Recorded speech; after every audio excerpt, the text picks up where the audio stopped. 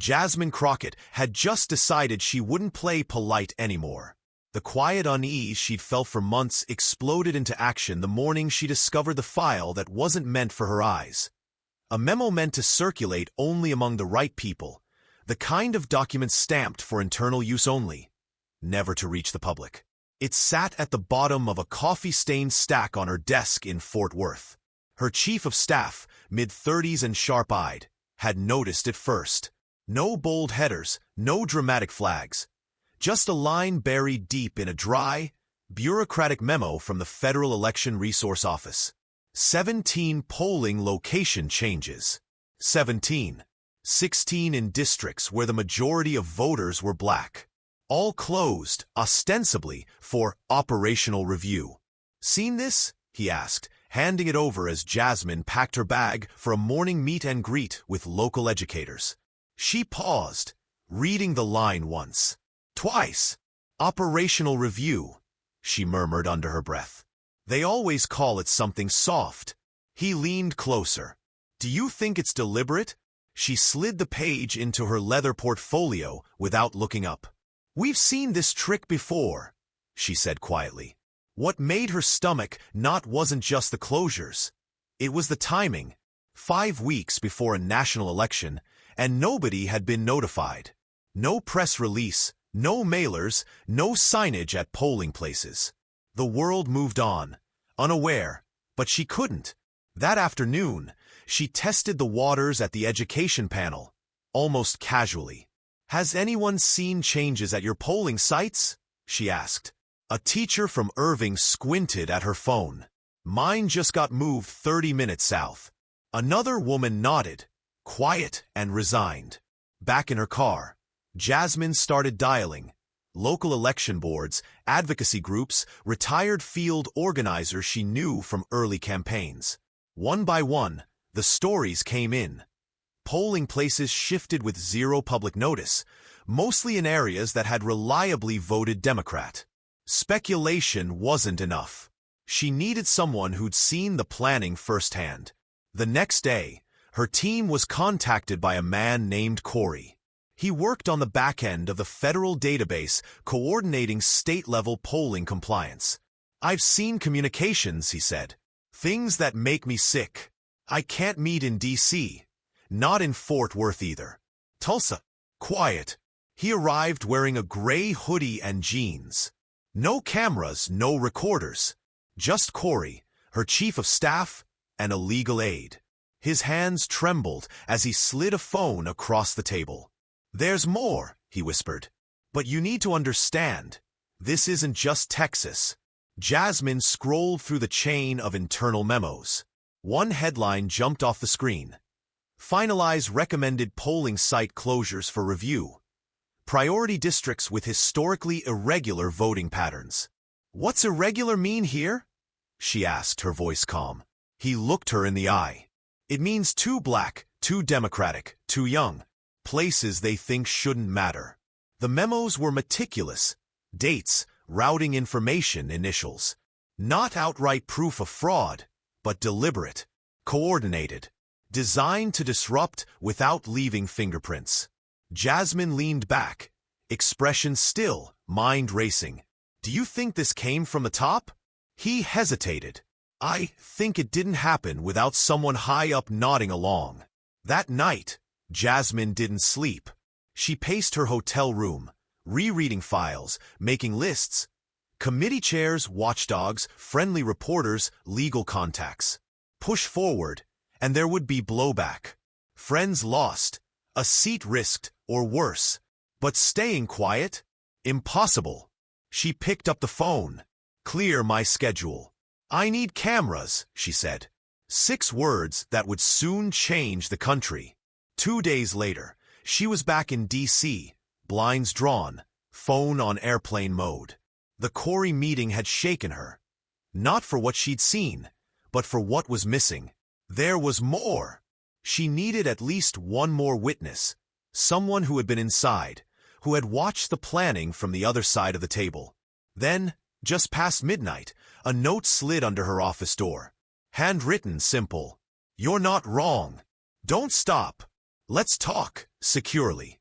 Underneath, a Proton mail address and the initials, DR. Her aide froze. "That's Denise Ramsey," he said, Deputy Logistics Officer at the Bureau of Federal Election Oversight. 20 years. Jasmine stared at the note. Denise Ramsey, a name buried in a footnote of the memos Corey had shown her. She typed quickly, cautiously. "I know something. I want to hear it in person. 2 hours later. Meet me in Baltimore. Port Side Cafe. Tuesday. Alone." Tuesday arrived gray and drizzly. Jasmine parked a black rental, sneakers, windbreaker cap low. Back corner. Eyes on the door. 10 a.m. Denise Ramsey entered. Mid-50s. Tired eyes, sharp jaw. Ordered coffee, scanned the room, slid into the booth without a word. Jasmine waited. Denise spoke first. "I can't believe I'm doing this." "You don't have to," Jasmine said. "But if what I've seen is just the start, I need someone to confirm it. Someone who's been in those rooms." Denise stirred her coffee, never looking up. "They never say it outright," she said. "Always code.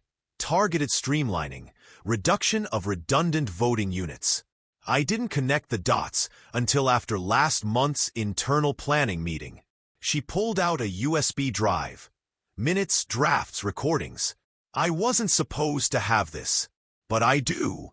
Jasmine's fingers were steady as she took it. "What did they say?" Denise finally met her gaze. "Like no one's listening. Like it's a game." One of the aides laughed, said if people have to drive 40 minutes to vote, maybe they don't care enough. "It's intentional." Jasmine's jaw tightened. The war had officially begun. Denise nodded slowly. "It's coordinated across at least 5 states, she said. Her eyes didn't leave Jasmine's. "The memo you found, it's just a piece of something bigger. They call it Project Riverside." Jasmine froze. That name was new. Project Riverside? Denise exhaled. "Officially, it's a multi-agency efficiency review initiative.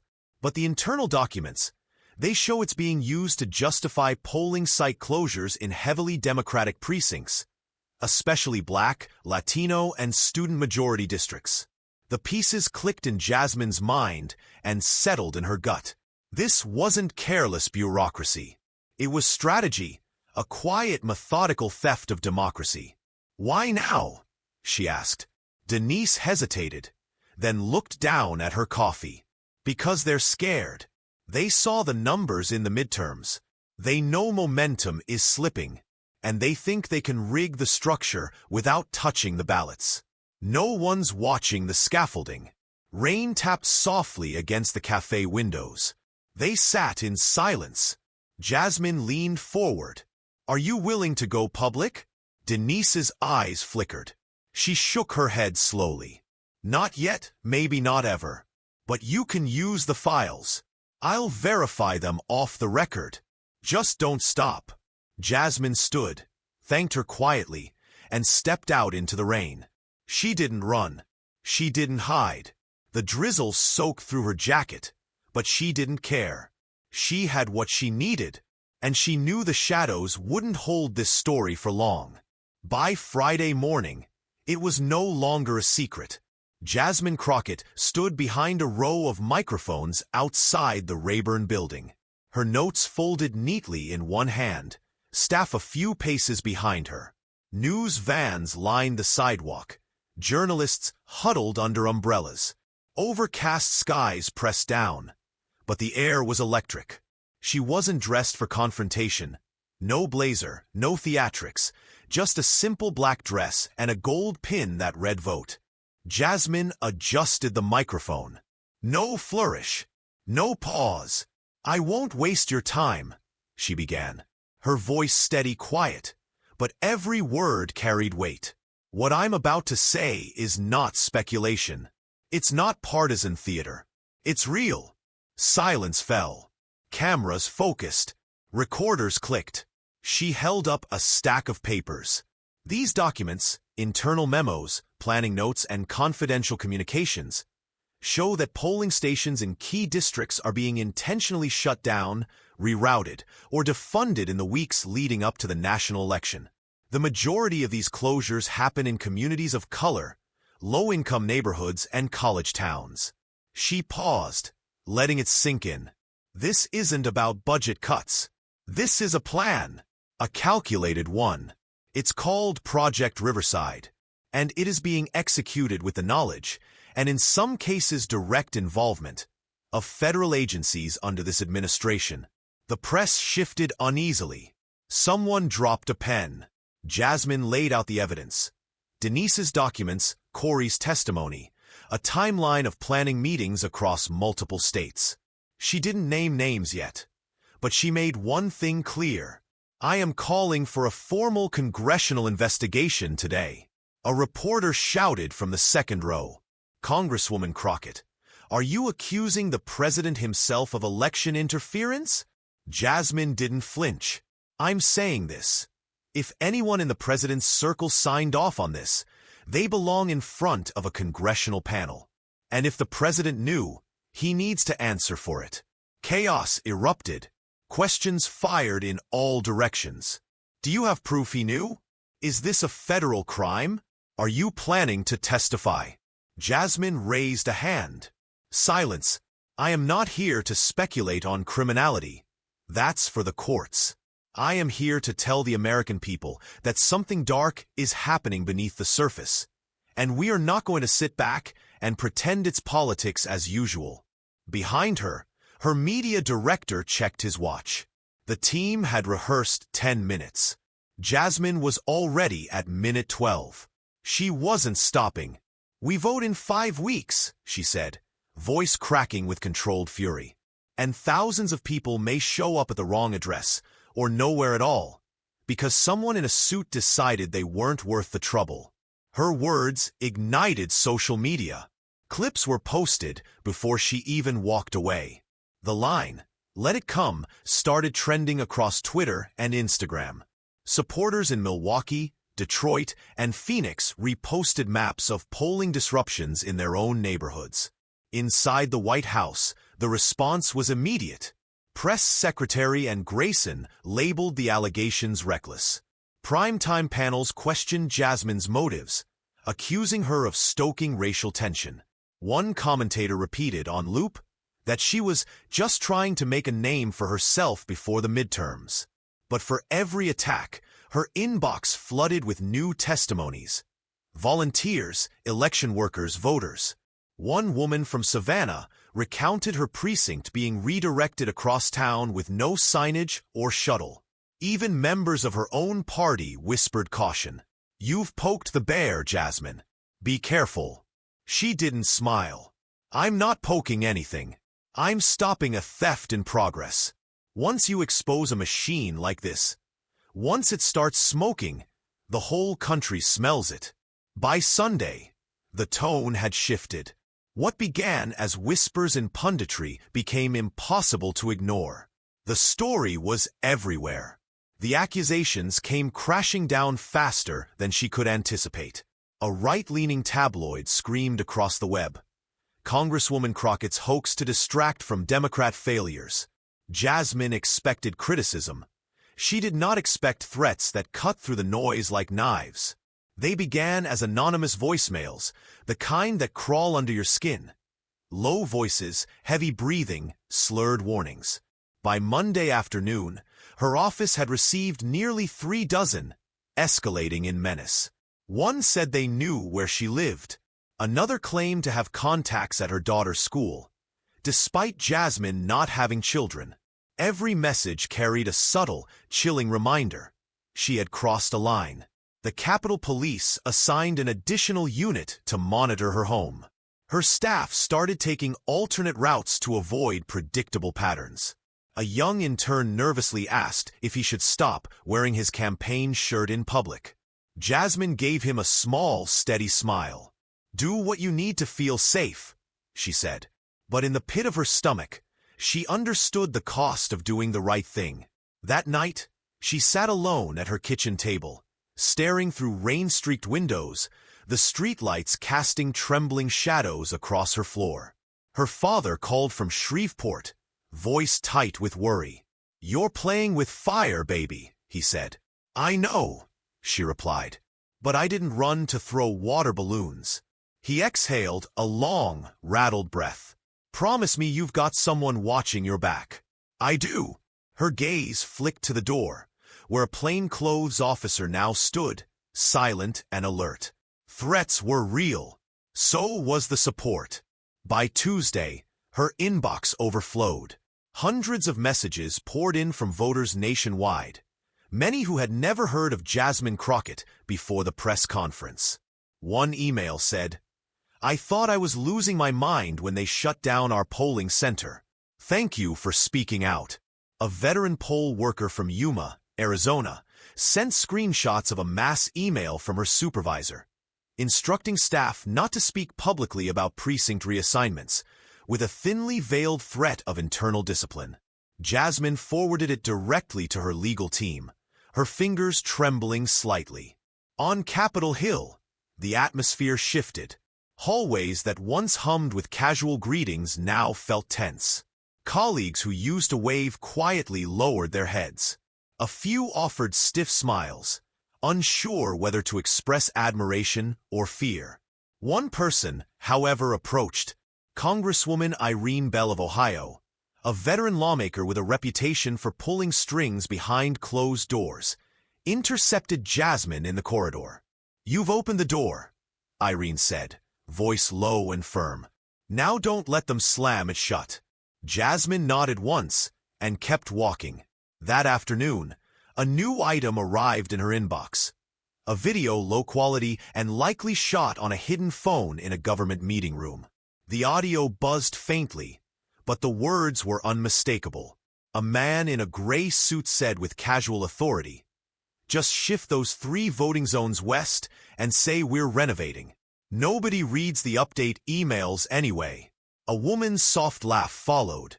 Jasmine watched the clip twice, then 3 more times. Whoever had filmed it didn't matter. This wasn't some rogue conspiracy theory.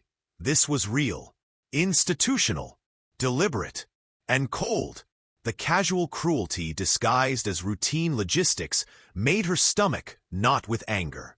Her media team urged patience. "Let the story breathe," they said. "You've already made a splash.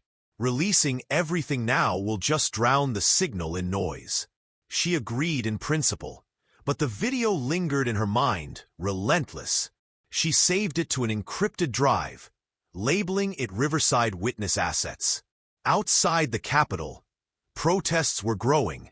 Initially small, they swelled to nearly 200 by Wednesday, their chants cutting through the drizzle. "Voting is a right, not a hurdle. Don't silence the South."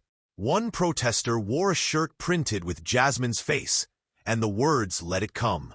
By Friday, a new poll indicated that Jasmine's name recognition had doubled in less than a week. She had become more than a congresswoman. She had become a symbol. Symbols, however, attracted fire. Somewhere, quietly, plans were being made to extinguish it. Sleep became a luxury. Jasmine stayed long after her staff left, scrolling through the whistleblower portal her team had established.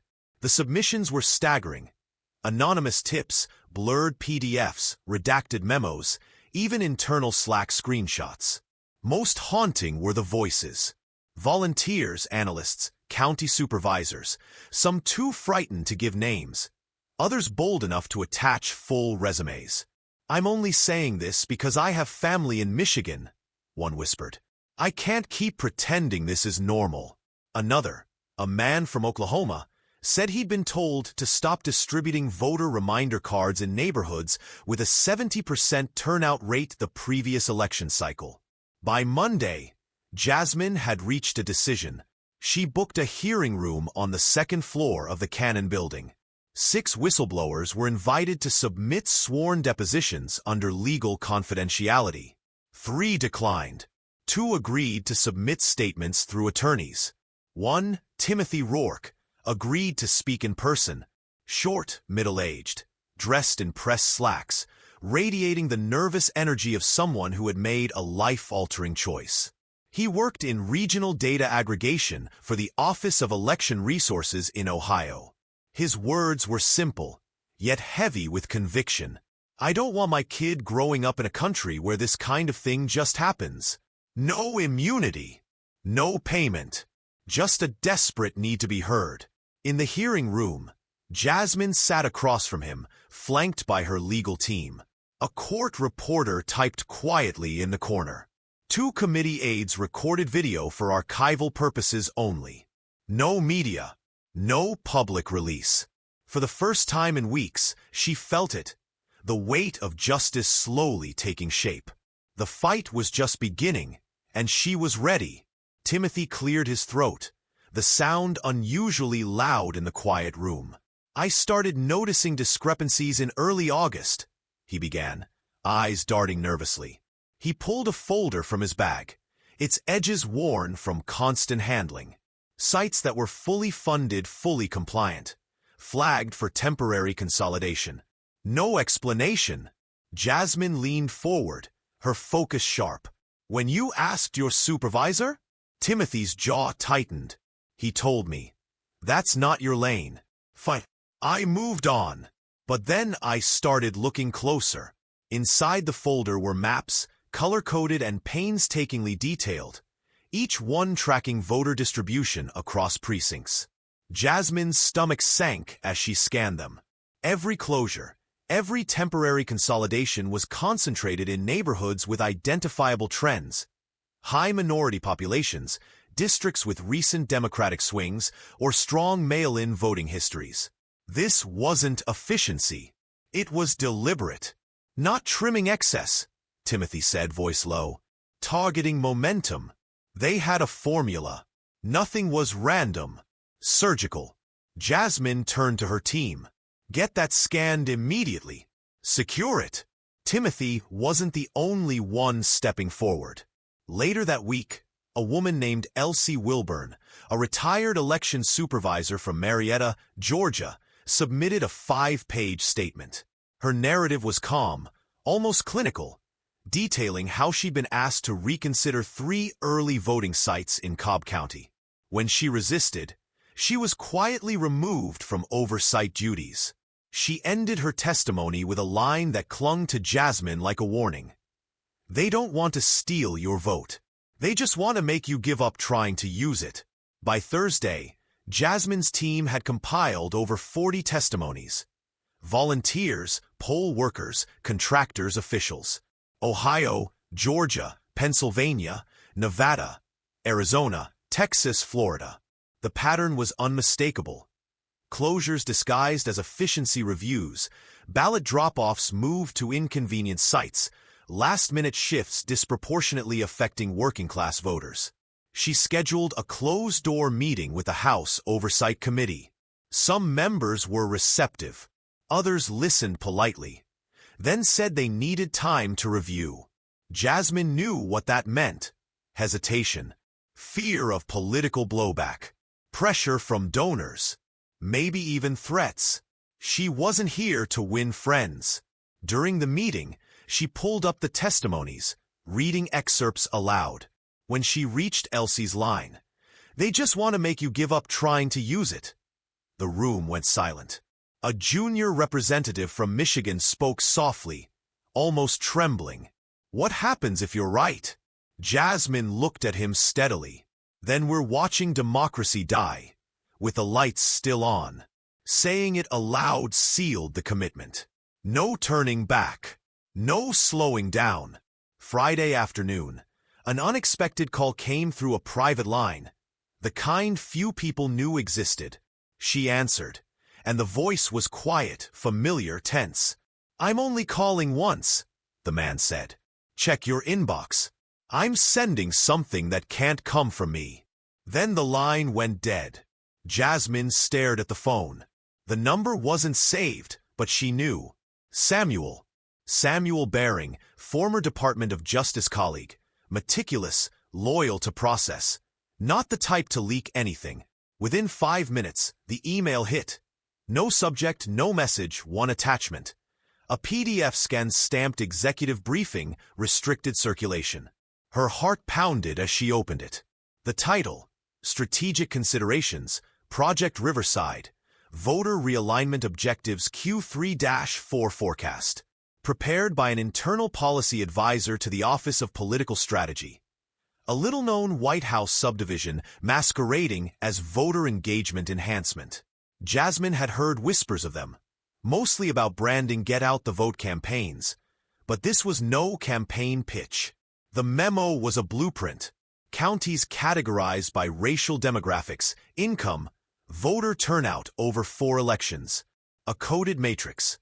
Green for low impact, red for intervention ready, yellow for sensitive, black for media risk zones. The recommendations were chilling. Delay openings under pretext of staffing shortages. Consolidate stations to discourage casual voters. Use construction zoning as legal justification. Red zones? Mostly black and Latino majority areas. She scrolled further. The memo was addressed to Deputy Director Clay Fenmore, a political operative she had clashed with before, his fingerprints all over past voter ID laws, redistricting battles, and now, Project Riverside. Her coffee nearly spilled as she dropped the phone. Her media director stepped in, froze, then leaned in to see the screen. His eyes widened. That's the top. That's their guy. Jasmine nodded. No more middlemen. No more code names. This was it. They knew releasing the document was dangerous. But secrecy wasn't an option. They leaked it simultaneously to 3 reporters. One from a major mainstream outlet, one from a progressive blog, one from a Phoenix local station that had tracked polling changes since July. Within hours, the memo was public. Sections blurred to protect sources, but the core was unmistakable. Federal coordination, racial targeting, and a direct trail to the White House. The blowback was immediate. Fenmore called the memo fraudulent, deepfake-style propaganda.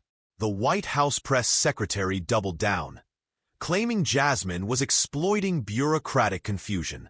But independent experts verified the document. Then, confirmation arrived. A former low-level aide to the Office of Political Strategy appeared anonymously on a Phoenix live stream. Voice altered, words chilling. I was there when they built the framework. We didn't call it Riverside at first. It was just the reshuffle. But once we saw the maps, everyone knew. The phrase they used, make it look like a glitch. Jasmine replayed the clip repeatedly that night. She didn't feel vindicated. She felt sick. They called entire communities a glitch, as if they were errors to be patched. Hands pressed together, she let the weight of it hit her.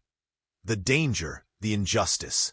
Then she stood, walked to the whiteboard. Outside, Sunday morning air in D.C. crackled charged. And she knew nothing would be the same. Jasmine's townhouse faced the quiet street. A small crowd gathered outside. College students, retirees, mothers with strollers. No chanting, no signs, just presence. It was the kind of silence that spoke volumes. A collective faith that simply standing near her might push something in the right direction. Inside, Jasmine pressed the phone to her ear, her gaze fixed on the city beyond the living room window. The voice on the other end hesitated. I need to tell you something, the man said. But this can't trace back to me. You get that? I get it, Jasmine replied, steady. Say what you need. It was Senator Lowell Branning, a Republican from Iowa, known for tradition, rarely a wave-maker. He wasn't a friend, not even a regular ally. But he played by the rules, always had. There's a memo circulating internally, Branning said, voice low. Damage control. The gist. Anyone caught mentioning Riverside should call it a state-led audit program. Make it sound local. Jasmine closed her eyes. So they're burying it under state policy, cutting the tail off before it reaches the head. Yes, he said. Then came the part that truly stunned her. There's a meeting Monday. Closed doors. High security. You won't be invited. She stiffened. Who's in the room? He didn't answer directly. Just a long sigh. I don't agree with how this is being handled, Congresswoman. I think you should keep going, even if it gets loud. And then he hung up. Jasmine stared at the screen, absorbing the weight. A Republican senator quietly breaking ranks. If even subtly, it meant the wall was cracking. She drew in a deep breath, picked up a pen, and circled Iowa on her map. Later that day, she went live for a one-on-one with veteran anchor Marie Levesque.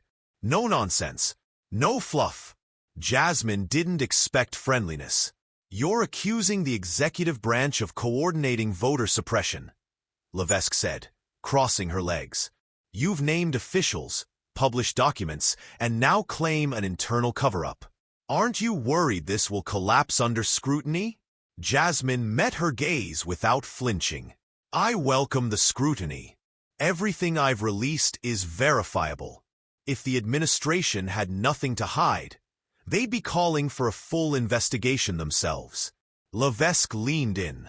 Some would say you're blowing up your career to make a point. Maybe, Jasmine replied.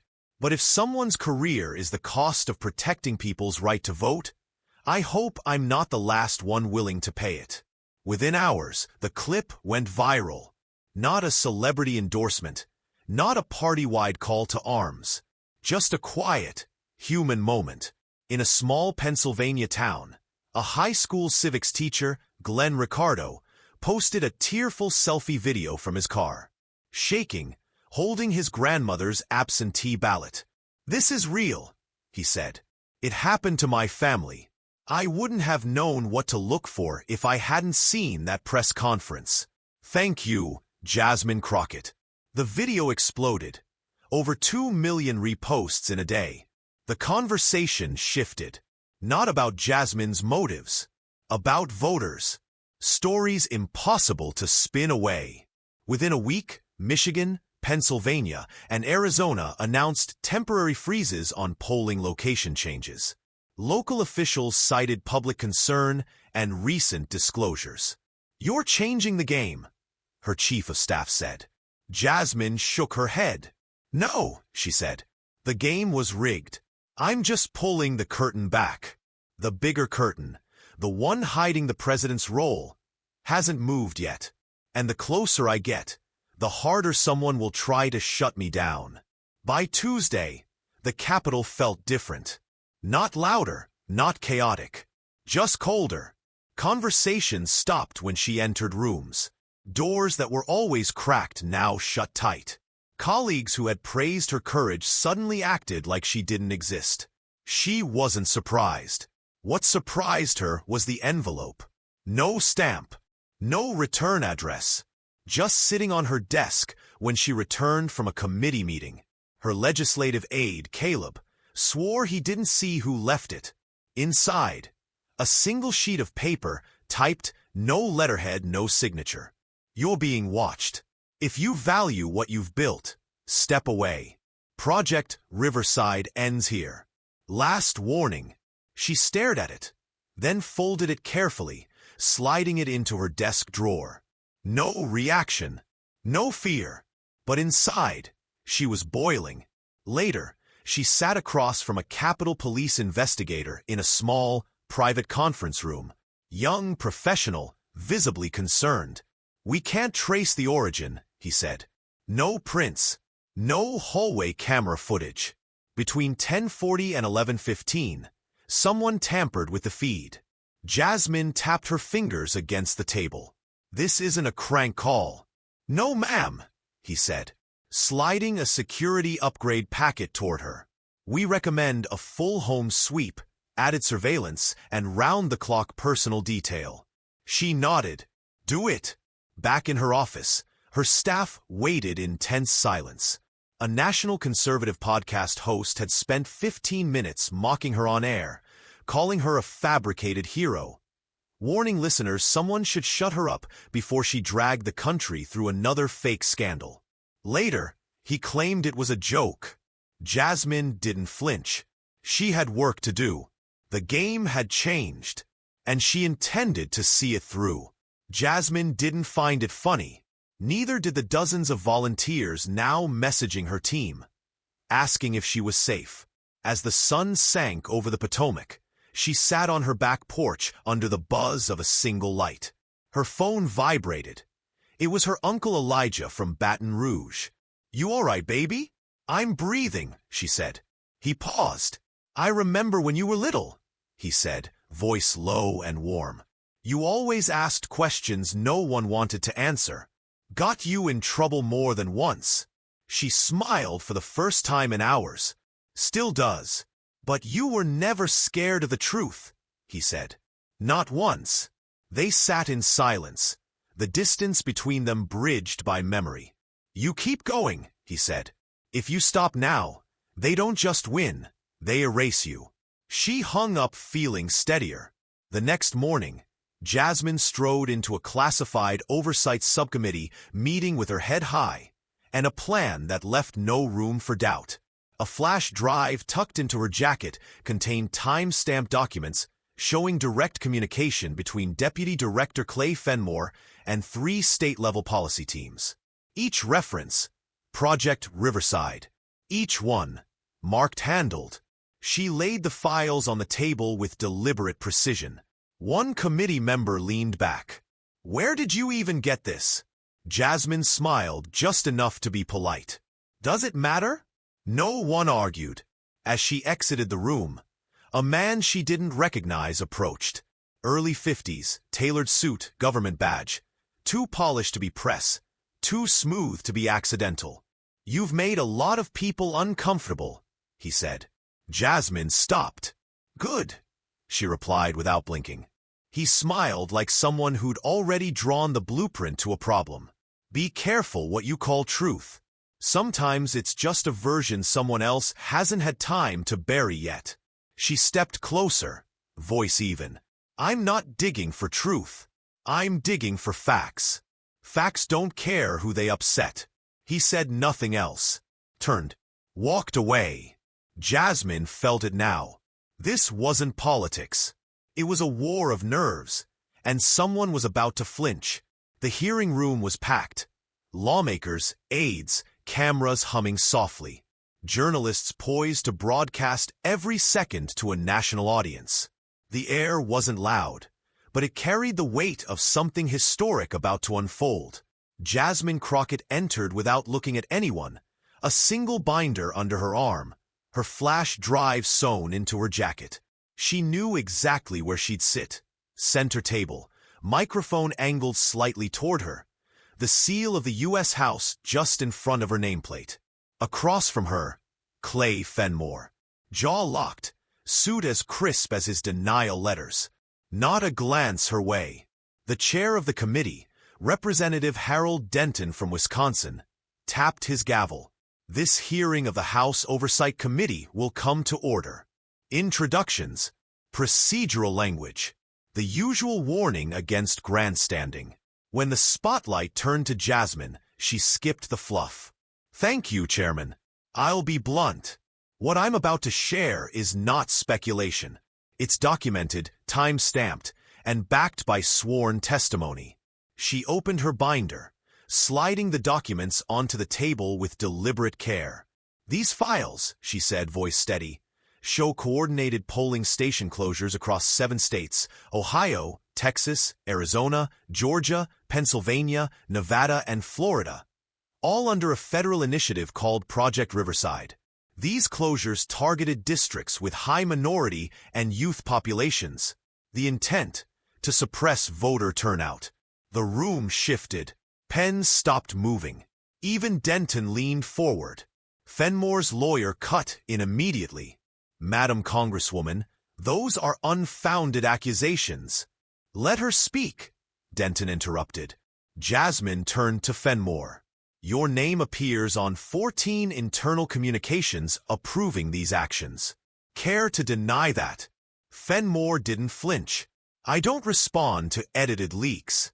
The Congresswoman is misinterpreting routine election resource management. Tell that to the voters in Dallas County," Jasmine said, voice sharp, "who had to drive 45 minutes to a new polling site because theirs was closed for construction. I have emails, Mr. Fenmore. Shall I read one? The room went still. Only the quiet hum of a camera filled the silence. She pulled out a printed copy. Ensure Precincts 8 and 9 are reclassified as low priority. Consolidate into one site. Keep reasoning vague to avoid press attention. She set it down, gaze steady. That's your writing, isn't it? Fenmore's lawyer shifted uncomfortably. Fenmore cleared his throat. Said nothing. The first witness, Timothy Rourke, data analyst from Ohio. Hand shaking, he walked to the witness table, sworn in. Mr. Rourke, Jasmine began gently, you've submitted documents confirming deliberate polling reductions in key counties. Did you witness these plans firsthand? Yes, he said, voice cracking. I sat in multiple meetings where officials discussed which areas would absorb closures. They joked about it. If people can't find the right polling station, they'll probably just give up. The words landed like a punch. Murmurs ran through the room. Next, Elsie Wilburn, via video call. Her image flickered, voice firm despite her years. I've run elections for 22 years, she said. This is not normal. These closures weren't logistical. They were political. Jasmine let their words breathe before leaning in. This isn't about Democrats or Republicans, she said, voice soft yet razor-sharp. It's about citizens being treated like inconveniences instead of voters. And we should all be ashamed. Even skeptical committee members sat quiet, faces tense, pens scribbling notes. By the end of the day, Fenmore's lawyer was sweating through his collar. The case, the evidence, the witnesses, they'd left the room with no illusions. Project Riverside wasn't routine. It was deliberate. Jasmine closed her binder, her final words echoing through the microphones. If we let this pass, we are telling every American that their vote is a privilege, not a right. The hearing aired live across 3 major networks and dominated the evening news cycle. Clips flooded social media. Jasmine reading the internal memo, Timothy's shaky voice testifying about voter suppression, Elsie's calm but cutting statements. It wasn't just a political story anymore. It had become a civic one. By dawn, Jasmine's office had received over 10,000 emails. Some were furious, some terrified, but most were thankful. Voters who had long suspected the game was rigged finally had something concrete. Proof, names, intent. Then the resignation started. First, a regional elections coordinator in Pennsylvania stepped down quietly, citing health concerns. Then the deputy director of electoral logistics in Arizona left with no explanation. By Thursday, Clay Fenmore himself was placed on temporary administrative leave pending a formal internal inquiry. The White House didn't call it a victory. They called it a necessary step toward re-establishing public confidence. Jasmine called it what it was: accountability finally showing up for work. That afternoon, standing outside her office speaking with local press, she caught sight of someone near the elevator. Denise Ramsey. I wasn't sure I'd see you again, Jasmine said. Denise nodded, expression unreadable. I watched the hearing. You did more than I ever thought anyone would, Jasmine added. You gave me the first spark. You could have stayed silent, Denise said, glancing around the hallway before lowering her voice. There are still people inside, people who know more than I did. Some are scared. Some are just waiting for the right time. Jasmine studied her. You think this goes deeper? I know it does, Denise replied. But it's your name out front now. Be careful. They won't forget what you did. Jasmine nodded, but didn't look away. Neither will the voters. That evening, she was invited to speak at a town hall in Columbus, Ohio. No campaign stop. No handlers. No podium. Just folding chairs, coffee, paper cups, and a microphone passed hand to hand. She listened to the stories. A 67-year-old man turned away twice from his polling station last year, A young woman who drove her grandmother 2 hours to vote because their local site had been shuttered without notice. A teacher who had stopped encouraging students to register, saying, "What's the point if they just move the goalpost again?" When it was Jasmine's turn to speak, she didn't talk about Fenmore or strategy memos. She talked about value. "They don't go through all this trouble unless your vote means something," she said. "They don't bend the rules unless they're scared you'll play fair and win. That should tell you everything." The room erupted in applause. That line, "They don't cheat what they don't fear," spread like wildfire. By the end of the week, lawmakers in 3 more states called for emergency audits of polling procedures.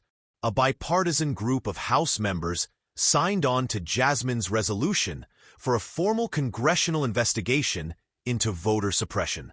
Even some moderate Republicans, facing growing public pressure, began publicly distancing themselves from those named in the Riverside documents. And Jasmine? She kept showing up. Interviews, town halls, closed-door meetings. But her message never changed. "This is bigger than me." It always was. Now that the cracks are showing, we have a responsibility to step through them, not just to patch them. There was no celebration, no parade, but something had changed. The silence around voting access had been broken. Once people heard the truth, they weren't willing to unhear it. Late one evening, as Jasmine walked alone past the Lincoln Memorial, her phone buzzed. A text from her father. "You made us proud. Keep building. Don't let them wear you down." She stared up at Lincoln's stone gaze, hands in her coat pockets. The city was quiet. Not peaceful, but awake. For the first time in weeks, she allowed herself a small smile.